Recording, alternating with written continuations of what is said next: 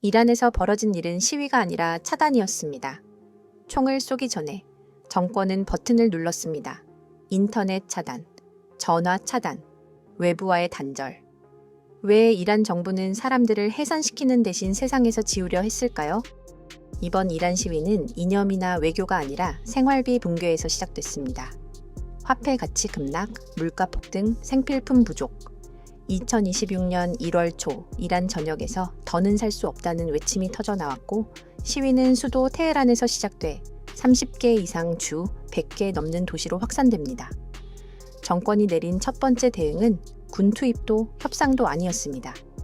전면적인 인터넷 차단, 휴대전화 데이터 차단, 유선 통신 중단, 해외 연결 봉쇄. 이 조치는 과거 이란 정권이 시위를 고립시키기 위해 반복해왔던 방식입니다. 하지만 이번엔 달랐습니다. 인터넷이 끊기자 사람들은 흩어지지 않았습니다. 오히려 지역 단위로 더 강하게 결집했고 입소문과 직접 연결로 확산했습니다.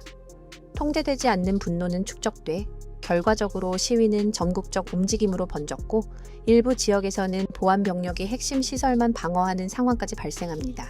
이번 시위에서 가장 중요한 변화는 장소가 아니라 심리입니다. 과거엔 보이면 잡힌다였지만 지금은 보여도 멈추지 않는다입니다.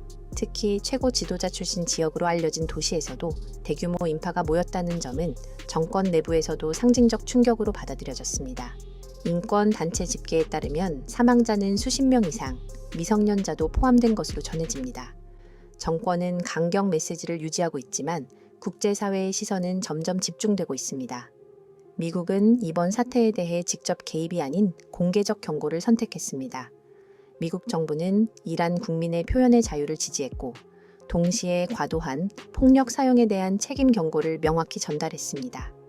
특히 도널드 트럼프 대통령은 상황을 주의 깊게 보고 있다며 정권이 선택할 행동의 결과를 인지하고 있을 것이라는 메시지를 냅니다. 부통령인 JD 벤스 역시 평화적 시위와 시민의 권리를 지지한다며 외교적 해법의 중요성을 강조합니다. 전문가들이 이번 사태를 이전과 다르게 보는 이유는 분명합니다. 1. 경제 붕괴, 정치 불신이 동시에 폭발, 도시 계층 세대를 가리지 않은 확산. 3. 인터넷 차단에도 정보가 완전히 차단되지 않음. 4. 정권 내부 대응이 방어 중심으로 전환됨. 이 모든 조건이 동시에 충족된 것은 이란 현대사에서도 매우 드문 장면입니다. 이 시위가 당장 정권 변화를 의미하지는 않습니다. 그러나 분명한 건 두려움의 균열이 생겼고 침묵의 선이 넘어졌으며 세계가 다시 이란을 주목하고 있다는 점입니다. 정권이 선택할 다음 행동은 진정이 될 수도 더 큰 불안의 시작이 될 수도 있습니다. 이란에서 벌어지고 있는 일은 정권을 무너뜨리자는 외침이 아니라 사람답게 살고 싶다는 요구입니다.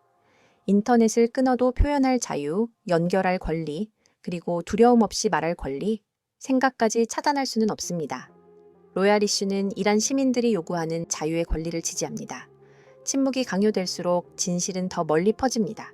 지금까지 로얄 이슈였습니다. 구독과 좋아요는 큰 힘이 됩니다. 시청해주셔서 감사합니다.